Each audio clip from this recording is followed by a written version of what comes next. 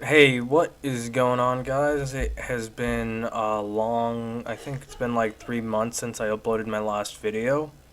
I'm back, kind of. I mean, I've been extremely busy this semester with school, and it went well, so that was pretty cool. Here's a shot of how my desk looked like at one point, which is why I haven't made a video, because I've been extremely busy. Well, I've made a video, but they're just not on the channel. So, here's a few glances of what's to come because I do have these videos filmed. I just need to edit them. So here's a quick, just like preview, I guess, of what's to come.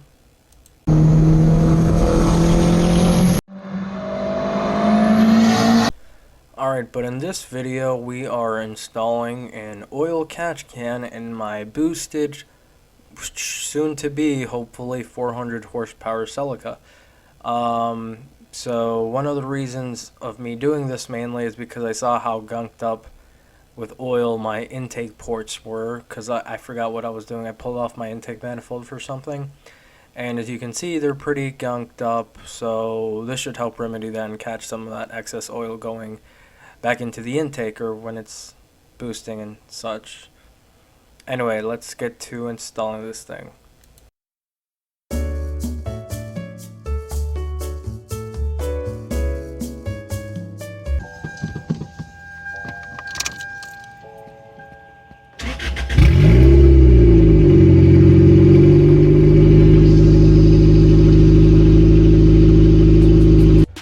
What is going on, guys?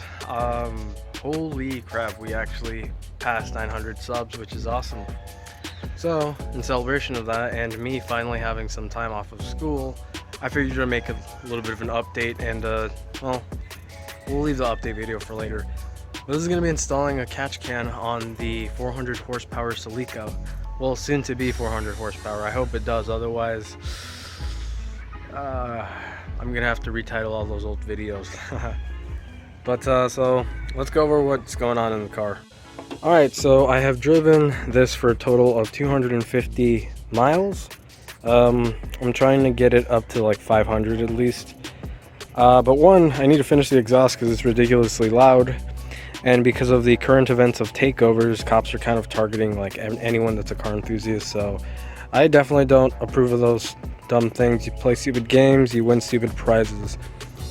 Or, I don't know. I forgot how that saying goes. Anywho, so I have the issue right now of the car not really wanting to make boosts. So I need to double check everything, all of these freaking intercooler pipes, make sure everything's right. I did replace that wastegate back there. That was an eBay wastegate with a tile wastegate. It was 350 bucks. It was pricey as hell, but it's annoying to get back here and really hard to work on. So I just decided to go ahead and replace that.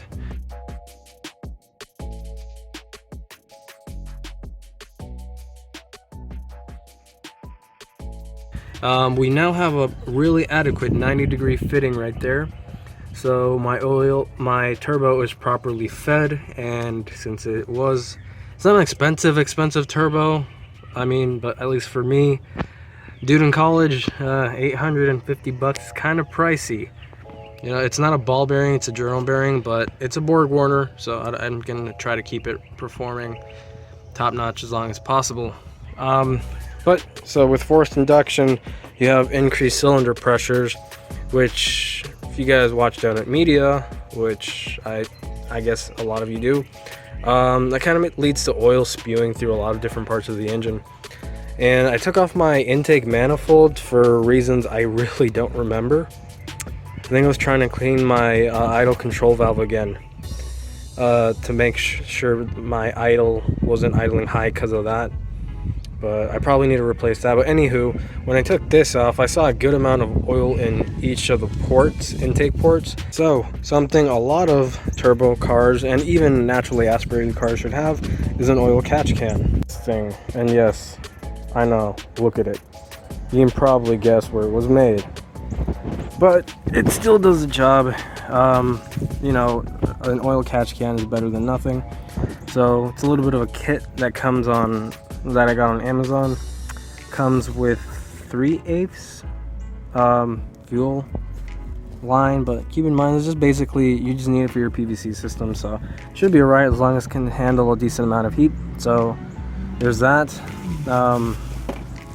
You also get this to supposedly trap some contaminants, and I don't know if I actually trust this being in there, because let's say one of these little pieces, it looks like it might be hard for it to come off. But this is supposedly supposed to trap more contaminants. I may or may not run this. It's probably not a good idea to throw it on the floor either. Get a little evil energy sticker, that's the brand of this thing, and some instructions that I'm not reading because I googled how to install it on this particular engine. And I mean, but just looking at it too, if you look at where the PVC system on here, it's a little bit simpler than the 2ZZ, luckily. I mean, well, there isn't much space, and if I relocate the battery, then I could do it there, but I don't feel the need to do that just yet. Like, it is crowded, like almost as a Z32 300ZX, but not quite yet. So your PVC system, at least on this car, I believe, you just basically need to put the catch can in line between these, and so it just runs from that one port on the top of the valve cover down to that port on the intake manifold. Give me a sec. Onto this port on the intake manifold, and these are the original ones. I noticed they were cracked, and I thought my high idle could have been because of that. It's not. I did a little bit of electrical tape and seal it up temporarily because I was considering not doing one, but I'm doing it. So yeah, also I believe your PCV also runs off of this into the throttle body, which I have capped off. But so this is where you're going to install your catch can, from that top part to this part on the intake manifold. So since obviously each port is a different diameter, as you guys can see, that one's a lot smaller than that one, which in the kit you do get this, which is enough for the top part, the smaller port on the valve cover, so at least you're good there. But then you're also going to need the larger one, which what size is this? I forgot. Oh, there you go, in case you guys need it. 9/32 for the larger port, because the wastegate, I mean not the wastegate, the catch can does come with two different size fittings. I just slapped on my Wiseco sticker because why not? Wiseco pistons, hopefully they don't break. But so in, I believe, is going to come from that smaller port, which goes to that smaller fitting, and then the out goes back into the intake manifold, which is the larger port. It comes with this little, I'm having a moment right now. It comes with this little bracket already, actually, with two pre-drilled, those holes right there and these holes right there. And I had to make my own little hole right there, which it's not even perfect, but it works. And the catch can itself, I mean, it looks all right. Has a little dipstick, so when you catch anything or when you're running a little full, you can just keep your eye on it, see where your oil is. And yeah, I mean, oil catch can. It's a really simple thing, but I guess especially in forced induction applications it really helps. Let me open it up so I can show you guys. So once you open it up, that's the bottom part, pretty clean. I wiped it down. Threads have some grease on them, and then the top part looks like it has a little bit of a baffle in there. Just nothing, I mean, I don't think it would catch a lot of contaminants, to be honest, but something's better than nothing, you know. I would buy the Mishimoto one, but I mean, from what I saw in Engineering Explains video and from the pictures they show on their website, and from a couple of the reviews I read, I don't think it'll make a significant amount of difference, just that it does have a little bit of a finer bronze baffle, I believe, in the top port of the can. But this was pretty decent for like 30 bucks, I think, versus like 80 and 120. And considering how much money I have dumped into this freaking engine bay, peep the stickers up top: Wiseco, ARP, Fidanza, AEM, Monkey Wrench Racing. I wanted to get Crowler rods for this, but yeah, you know, MWR's H-beams were really similar and stuff. And I got my wastegate, my tile wastegate off Real Street. So anywho, off topic. So yeah, so basically that's how we're gonna install it. The tricky part is just finding where the hell to mount this thing, because as I said earlier, it's pretty crowded and you definitely don't want anything hot to be near the manifold. I mean, anything that's not supposed to be hot near the manifold. Probably need to make a heat shield for these lines eventually. But I found this right here. This little bolt hole right here. I think that'll work. And I can just, I still need to really organize this. As you guys can see, I do have some things kind of chilling, just hanging around. But, so I think I'm gonna mount it right there. And just run the lines. Yeah, the kit does come with these. So, there's that. Kind of forgot to mention that. Alright, you may want to get a really sharp box cutter just to cut the line if you need to. I'm definitely going to need to do so on that. And yeah, so first thing you really want to do is get this fitted wherever, because depending on where it's located is how long your lines are going to be. So I'm going to mount it right here and hope for the best. I'm probably going to have to move a few things just so I'm happy with the fitment 100%. But that's where I mounted the catch can, and I have the small one. Still need to tighten it up, but going around here, right there, right next to the ECU, underneath the EGR, up and around, and there. And I'm using these little factory ones because sometimes hose clamps are a pain in the butt to remove. Plus, I don't think the pressure from here is gonna make the hose come off, so I think those should be okay. If not, I have hose clamps.